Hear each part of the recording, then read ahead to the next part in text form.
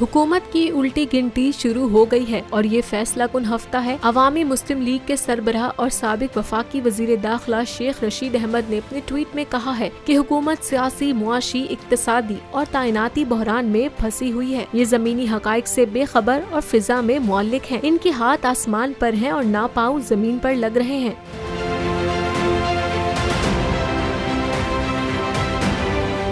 शेख रशीद ने मजीद कहा कि गोटी फंस गई है, जी का जाना ठहर गया है। सीनियर सियासतदान का कहना था कि इमरान खान का 26 नवंबर को कमेटी चौक पर तारीखी इस्तकबाल करेंगे।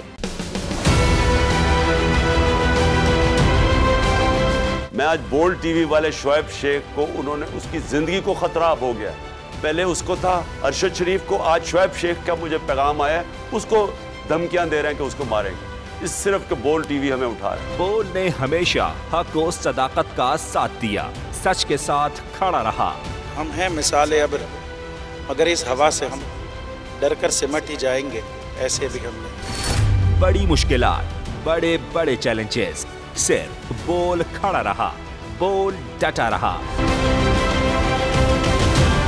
बोल को है जरूरत अवाम के दुआओं की। इजहार आसाती के लिए, पाकिस्तान के लिए, पाकिस्तानी अवाम के लिए।